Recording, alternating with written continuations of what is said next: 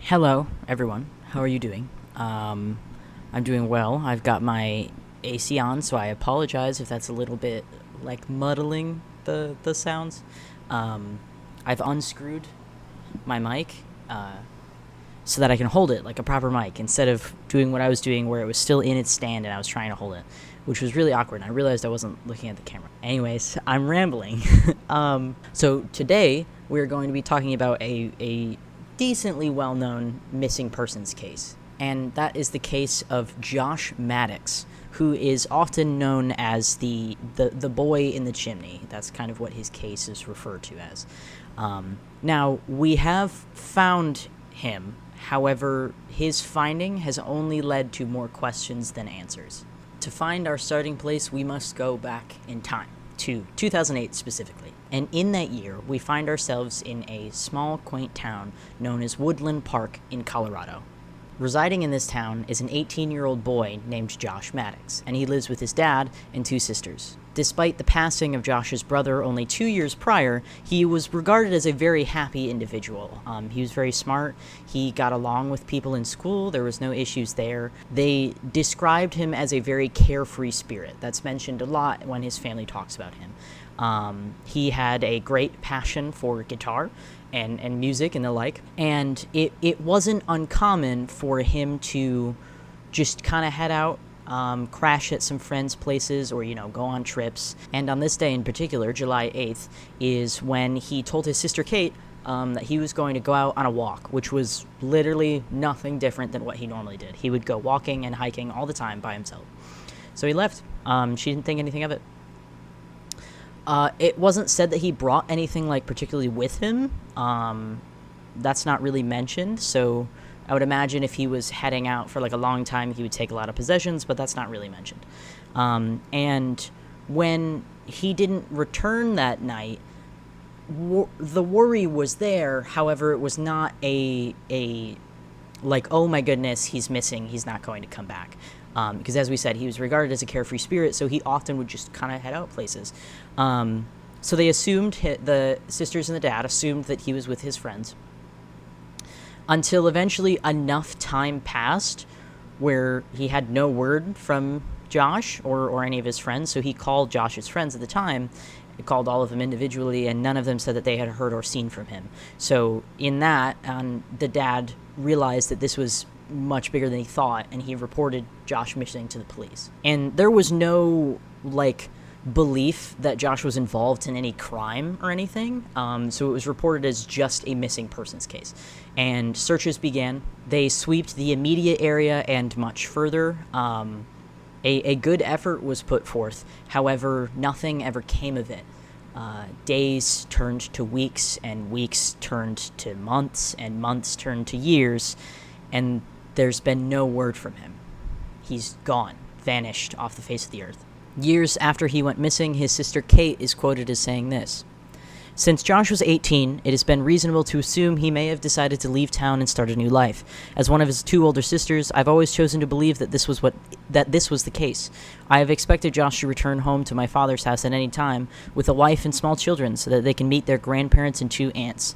Josh has always been known for his musical and literary talent, so maybe we would find him playing music with a band on tour, or catch him writing successful novels under a pen name so that he could keep his preferred lifestyle of solitude in the woods." And so that's what the overall belief was, that Josh had simply decided to leave and start a new life. It's definitely not an uncommon thing for people to do.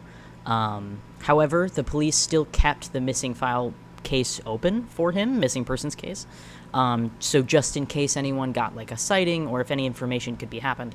If any information was found, it could be, you could contact the right authorities and they could get information back to the parents. So much time had gone by that Josh's dad, Mike, despite after them moving, he kept the ownership of the family home because he believed that that's the only place that Josh would know to go if he was attempting to find them again. However, it wasn't until 2015, 7 years later, that any semblance of Josh would ever be found. And it was not in the way that anyone hoped that he would be found. Chuck Murphy, a man from Colorado Springs who was a builder, he had a piece of land.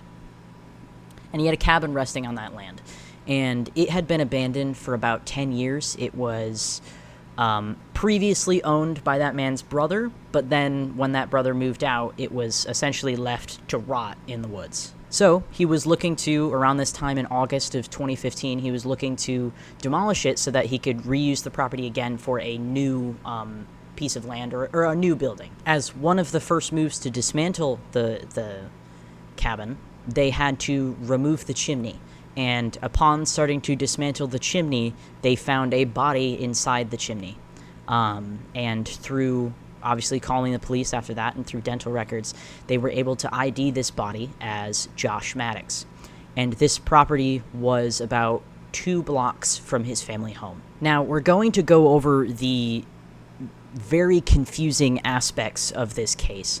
But to start, the reason why no one checked in this building was because it was so decrepit. It was very nonchalant. It was completely boarded up. There were no signs of any break-in or entrance, any particular damage, and there's no reason why he would need to go in here. So it was just kind of overlooked in the search. Now I'm gonna mention this too because it was my first thought upon figuring this story out. I do not believe Chuck is at all a suspect in this because Chuck himself, the guy who is going to demolish this cabin, believes that foul play happened. He does not agree with the courts and what they decided happened. So obviously we can't rule out anyone as a suspect, but I'm pretty sure he's not the one who did it. And Chuck had only visited the cabin about a few times during this 10-year span when it was completely abandoned, just to kind of peek in and check and make sure things were good. It's not gonna set on fire or anything like that. And when he did check, nothing suspicious ever came from it. There was nothing weird or out of place, so he had no need to look further until this point. Now, the autopsy that was performed on Josh revealed that there was no cause of death to be determined. There was no, broken bones, there was no stab wounds, there was no bullet holes, nothing. Now, his body was pretty decayed, so there is obviously evidence that we will not know of, and later the cabin was indeed demolished. But there isn't an obvious form of how he died.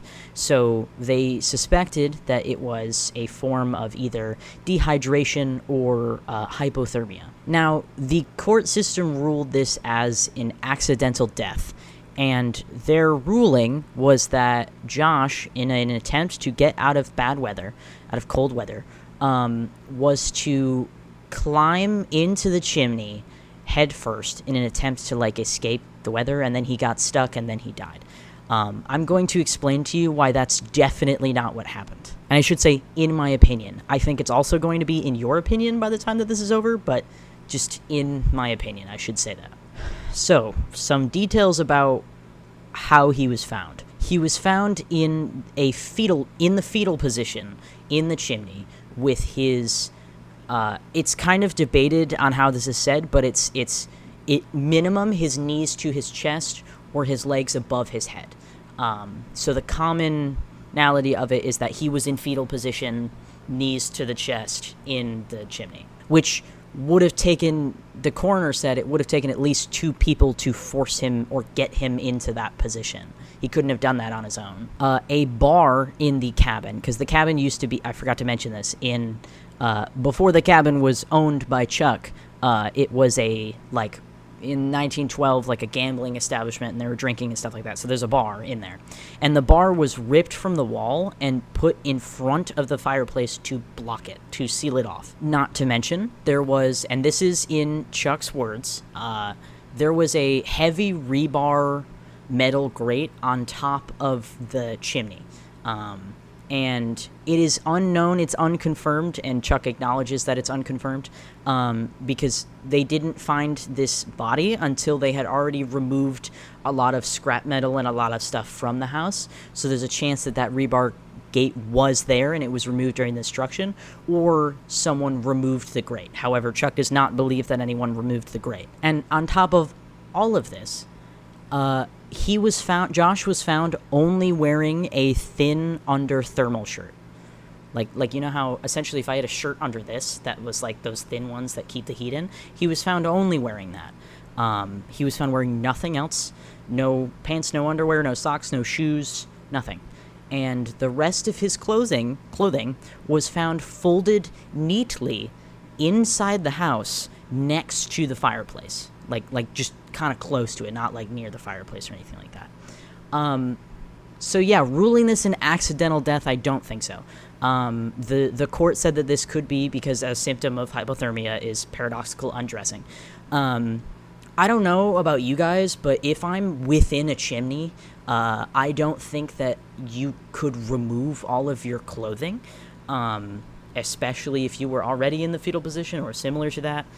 Some people, for some reason, which, no offense, I don't agree with that or think that's a reasonable frame of thought, said that he took off his clothes to not get them dirty, but that doesn't explain why they are folded on the inside of the house, as well as, I'm sorry, why would you take off literally everything? You're going to be butt-ass naked except for a shirt. That's not going to happen. You're at least going to have, like, underwear on or something. Yeah. So, at this point, in brief, that is what the court case has decided.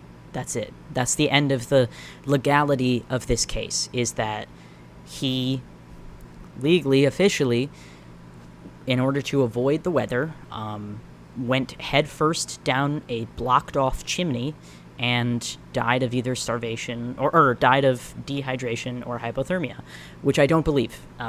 I fully believe that Josh was murdered, and a lot of other people do as well. And I hate to say it, but this is about where the trail runs cold. There's no new evidence coming up. Again, the cabin was demolished.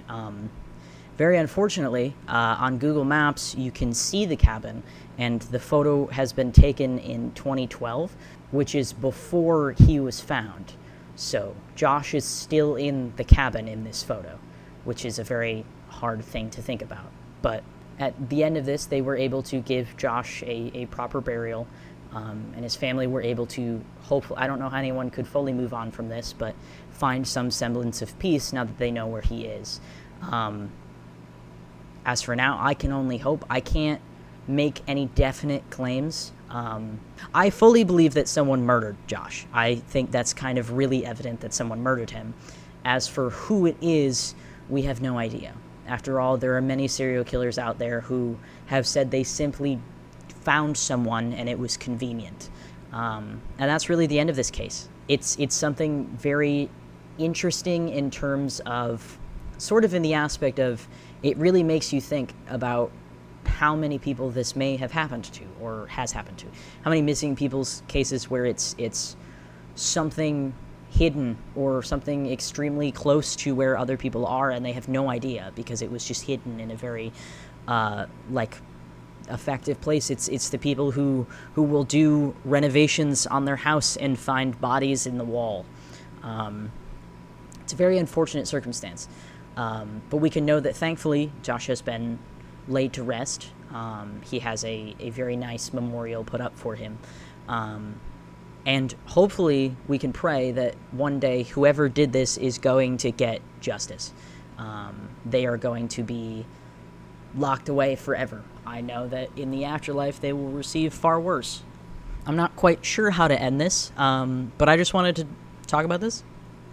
It's an interesting case. Not a lot of people know about it. It's yet again another unsolved one that hopefully one day will be completely solved. We have most of the puzzle pieces, but we still have things to go on to work towards. So I hope you all are doing well. I hope that this video was enjoyable. Please let me know, genuinely, if there are topics that you want me to talk about, any mysteries in real life, any things in history, any weird internet phenomenon. I would happily talk about it. I need some inspiration for my brain because I'm very bad at coming up with things to make videos about. But I hope you enjoyed, and I wish you all a very good day.